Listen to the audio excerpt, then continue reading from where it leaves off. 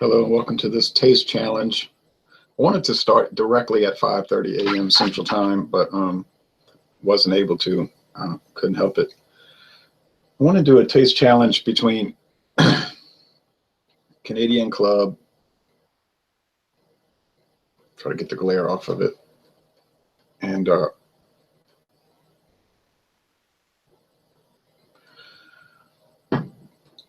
Carstairs White Seal. Now, yeah, you can see a little better. Yeah, these hangouts are not done on a high definition camera, right? It's a little Logitech camera I bought at Walmart. It works fine. The sound, I watched, somebody was saying it's not the best video quality or whatever. I watched the playback yesterday at 1 and it seemed fine to me.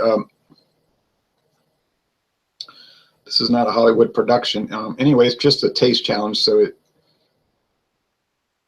now I used a high definition camera yesterday to record a video of Walter's Wiesen beer, and the rain was so heavy that there's trouble. If I do post that video, you'll notice that you'll have a hard time hearing us over the rain. I may not post it, although the beer was very good, so maybe I will and just deal with the problems with that. Had some storms come through yesterday, and so that was a little loud. All right. Then after that rain dissipated, we did about 3 more tastings, and it was very peaceful out there on the porch. Okay, back to this.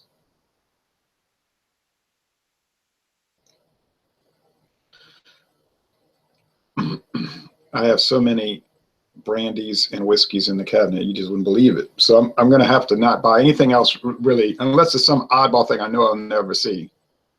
Might run across that in the next year, but I don't think so. So for the next year, I'll really not need to not buy anything. I do have a gin coming in. It was special ordered for me, coming in Wednesday. But beyond that, I'm not going to buy anything else. Just beer, and then occasionally once a month or once every other month, a wine. So William Kepley said he does it like when he doesn't make videos. People keep saying, when's he going to start a channel? I guess never. But he said he does them like little tournaments. If it doesn't make the cut, it gets knocked out. And that's how I've been doing these taste challenges. And it helps you develop a taste. And like you said, it's like climbing a ladder. You start at the bottom and then you move up. I did go straight to the top a little bit because a man gave me 2 vials of the Four Roses Special Edition, 10-year aged, and then the Pappy Van Winkle, I think it was 12 years. So those are really fantastic bourbons, but it was just little vials. So here's the ones that did make the cut. I'll just drink them down. You'll never see these again. Kentucky Dale blended whiskey could not make the cut. If I was giving grades to these, I'm not, but if I was, they'd be in that D to C range. The best you could say is they're okay, but probably they're really just bad. And then the Kentucky Deluxe, same thing for it. Greenleaf said, be honest, people are just buying this stuff to put in their vest and drink it during work by pouring it in coffee or tea or Coke. Yeah, that's probably true. It's probably perfect size. Or sneaking it into a sporting event. It's not going to set off the metal detector because it's all plastic, so that would work. I did see an old advertisement for Christian Brothers brandy, and it was in a 375 flask, and it was saying this is perfect for taking fishing, whatever. So these are out. No more of these 2. They did not make the cut. I would not advise buying them except as a curiosity piece, but to buy them to drink, to enjoy, forget it. This one did make the cut. It's another cheapy McCormick whiskey. It may exist around here because yesterday at Walmart here in this town, I did see McCormick vodka, so it's around. It had enough character to make the cut, although there's not a whole lot left. So I'm not going to be going out and buying more of it. So when it's gone, it's gone. But I think, you know, so all right, exhausted that. Now the Carstairs I bought in Hammond, Louisiana, on US Highway 190, eastbound. So it seemed to have a little more character. Well, we're going to find out. I bought this one here, and both of them I bought at kind of like little crummy corner stores that at one time used to be nice convenience stores, like maybe in the 1980s, and then they turn into these, whatever you want to call them, flim flam stores. But that's not my problem. If I can get some odd stuff there, it'll work. So here's 80-20 blend, Carstairs, introduced 1940. Let me make sure I put it in the right glass. Carstairs. Somebody told me, I hate that name. It's a strange name, Carstairs, but it's actually the name of the family who had the Philadelphia, I believe it was Philadelphia. Carstairs. And there's even a signature down here. THOS period Carstairs. Thos. I don't know what that's an abbreviation of. Something Carstairs. But today it's owned by Sazerac. Canadian Club, 1858. Introduced by a man named Hiram Walker, which is still listed as an official distilling company today, Hiram Walker. But it also has been bought out, and it's owned by Beam Suntory. Most of these companies have been bought out. Okay, so same appearance, amber.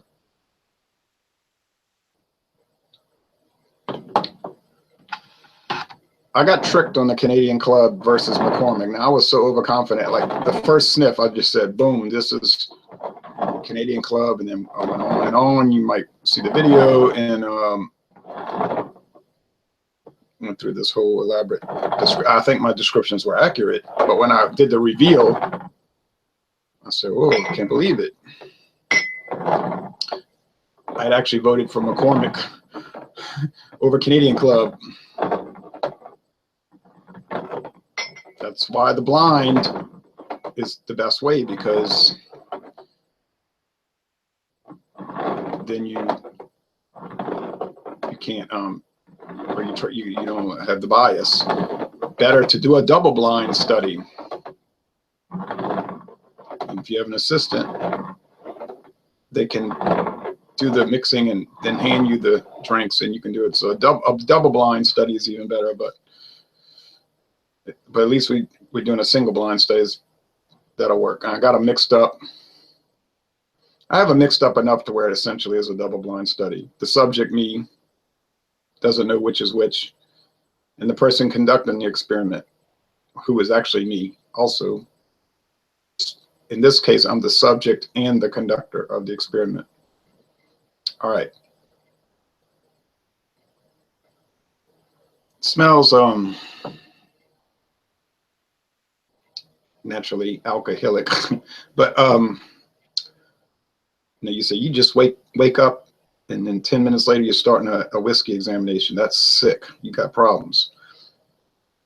I actually got up at 2:51 a.m. So we're going on 3 hours. I've already eaten breakfast, drank 3 cups of coffee, ate a vitamin C, checked all the baseball and basketball scores, etc. So it's antiseptic, like William said, and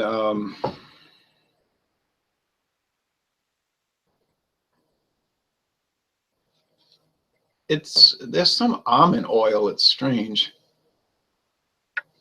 and maybe dried flowers, spice, wintergreen or something. Not bad, not bad, not bad, not bad.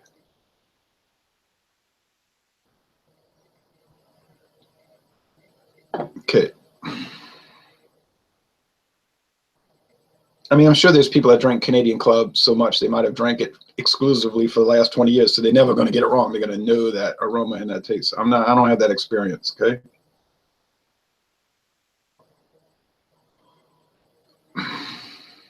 was almost even like some fruit, dried citrus skin. But there's an underlying flatness here, a paperiness, which is making me think Sazerac, 80-20 blended whiskey, Carstairs.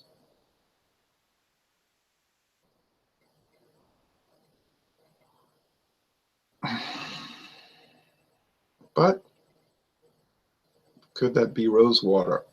I don't know. Okay, I'll go back to the left hand.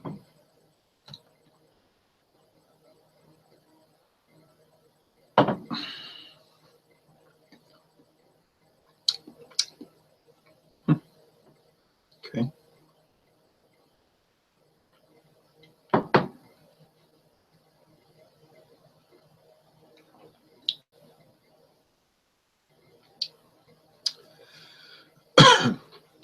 Has that almond oil thing, the dried flowers.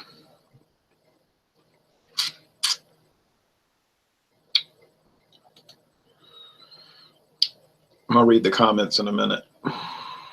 Interesting. You see the Kentucky Dale and the Kentucky Deluxe. I mean, it was just like immediate. You knew the difference. No contest.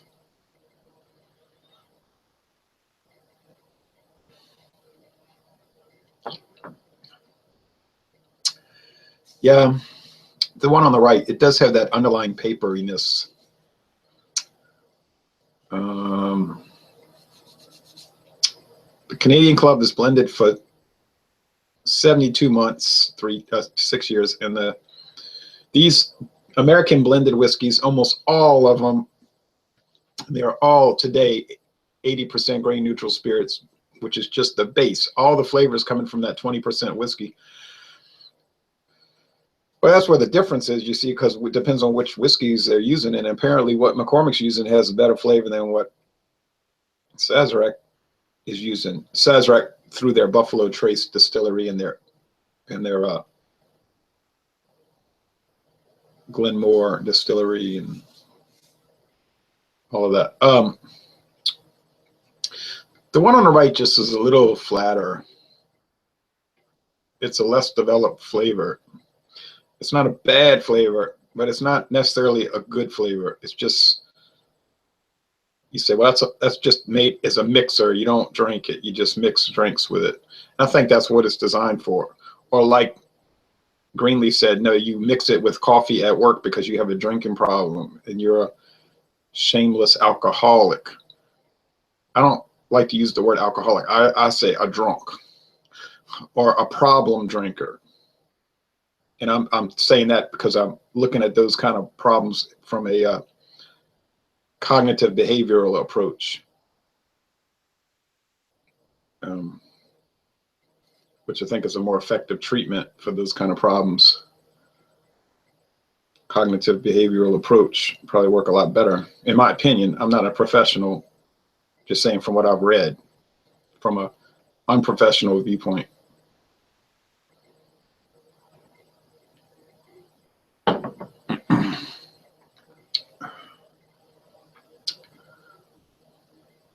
Nuttiness and all. Yeah, I think the one on the left is much more developed. And I think it's the Canadian Club. So I'm going to make a call now, but before I make the call, let's see what the comments are. Kyle says, always good videos, reviews, Ron. Not just lately. Keep them coming. Bumps from Milwaukee. Bumps back to you, Kyle. I remember when the Green Bay Packers used to play in Milwaukee. Those always seemed to be exciting games from the Milwaukee County Stadium. And then they abandoned that. Well, they had to because the stadium was torn down, but that was disappointing to me. Carol Kajorovsky says, hello. And Carol, which would be Charles in English, says, what's the difference between Kentucky whiskey and bourbon? Is it the proportion of corn content? That's part of it, okay? And bourbon has to follow a specific regimen. Has to be at least, what, 51% corn. Has to be aged in new charred white oak barrels. It doesn't necessarily have to be made in Kentucky, though, just that most of them are, but it does not have to be. No, it can be made anywhere. Rebel Athlete says, 4 a.m. here in Arizona. What's your opinion on Budweiser? I'm deep. Hope you're deeply rested and you're up and ready to go on your Sunday. Budweiser. My opinion of Budweiser is favorable for the most part, and I have a number of videos made about Budweiser. Carl in German, Carol in Polish, Charles in English, Carlo in Italian, Carlos in Spanish. In Central Europe, it's already almost 1 o'clock in the afternoon, right? So it's more culturally appropriate to drink. Right, I understand it. But won't do any beer tasting today as I caught some flu and had to take some medicine. Oh yeah, you don't want to mix medicine and alcohol. You don't want to mix any kind of drugs together, because then you get into the synergistic effect, which makes each one more potent in combination than they would be solo. Yeah, you don't want to do that. That's where a lot of these people get in major trouble there. Well, I don't want to get into all that, but I mean, I shouldn't have to give people a lecture on drug addiction or drug abuse, alcohol abuse, whatever. All right.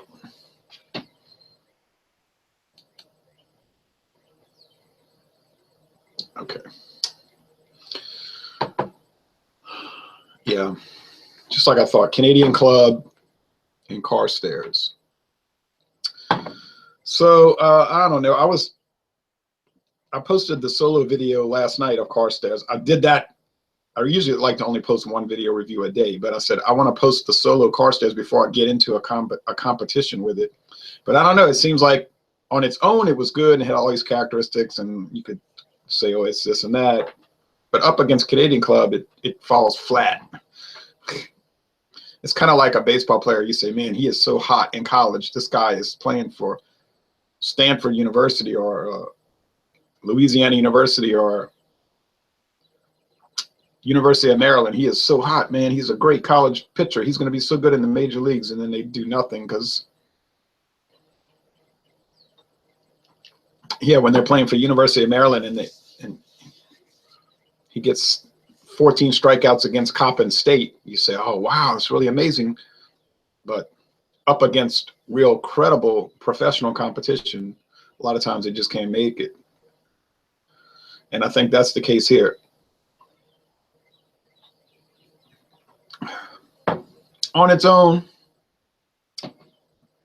yeah, it does still, even though it does still seem to have some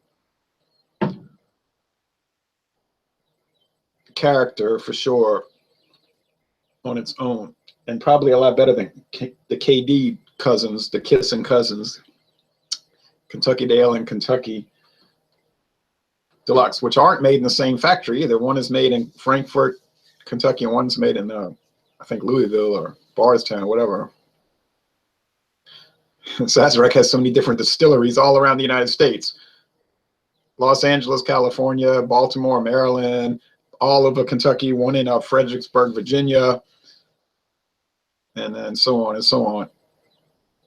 And so, well, of course, so does Beam Suntory all around the country. The Jim Beam distilleries all around the country. And then you got the Suntory ones over there in Japan, so that's amazing. But yeah, on its own, it's okay. But up against this, it can't make it.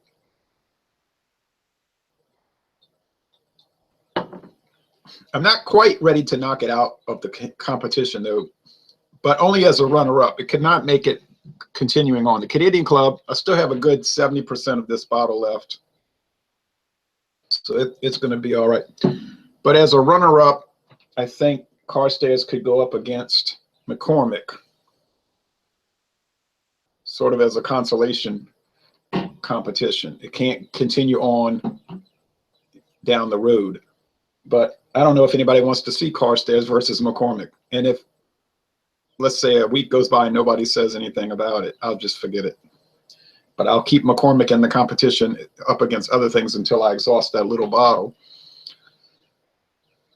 The little 200 milliliter bottle. All right, well, anyway, let's see. Last call for comments. Bill McIntosh. Hey, Bill, I hope you had a good business trip. Good morning back to you. Rebel Athlete says, what's your take on vodka? My take on vodka. I have rarely ever drank vodka. Somebody that was like a mate is a major league vodka addict. You know, like really bad. Gets fired at every job. Horrible family problems.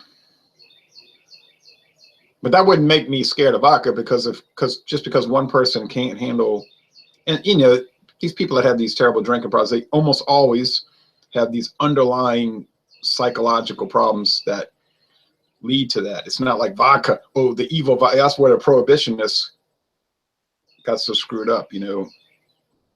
Part of the progressive movement. We're gonna make the world perfect by passing a bunch of laws. That's another topic. I did a video about the progressive movement, but not a symptom and not the cause. The alcoholism, the drunkenness, the problem drinking is a symptom. The cause is usually underlying psychological disturbance of some sort. But so my opinion of vodka is I did drink a whole bottle of it once, and it took me about 3 months. And it was actually a Sazerac brand. It was K&B vodka. It was made for K&B stores, Katz and Best-Off stores. And I found it was pretty bad, but yet I had no general experience with the drink, you know, the style, the class vodka. So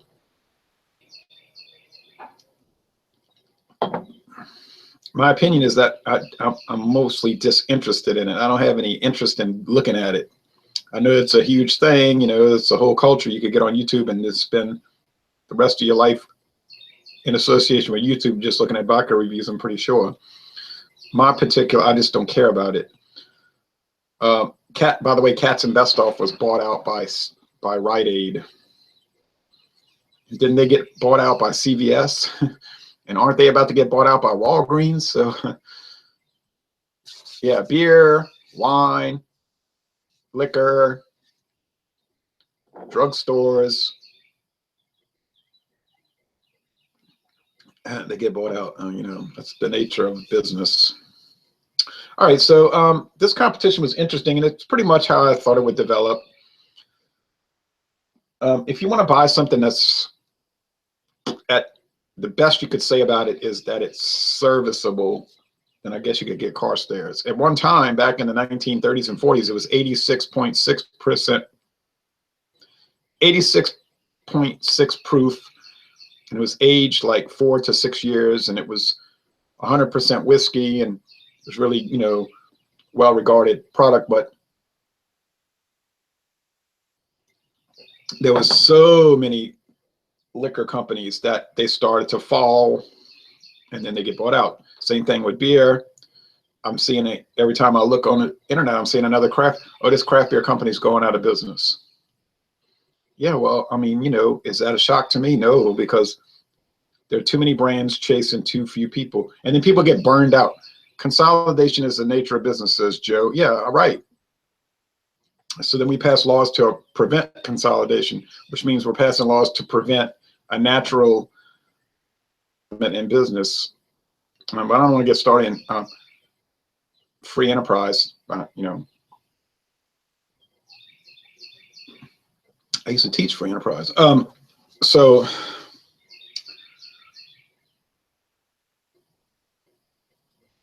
anyway, these liquor brand, you know, and these beer companies, they fall apart. They fall by the wayside. There's too many of them. And people, well, I was going to say, people get burned out on it.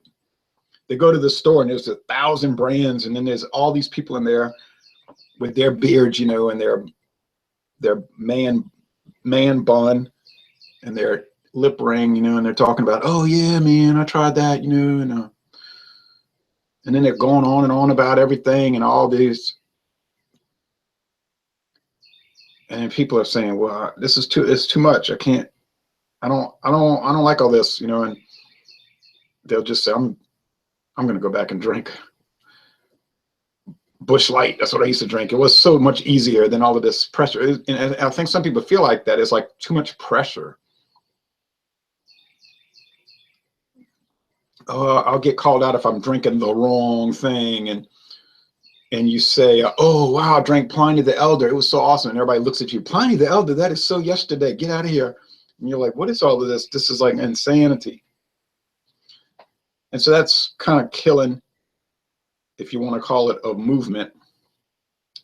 Yeah, right. Selling consumer products is a movement. But I'm going to wear a flannel shirt and have a man bun and talk about power to the people, and I'll get you to buy my product. And then when I get a lot of following, I'll sell out. And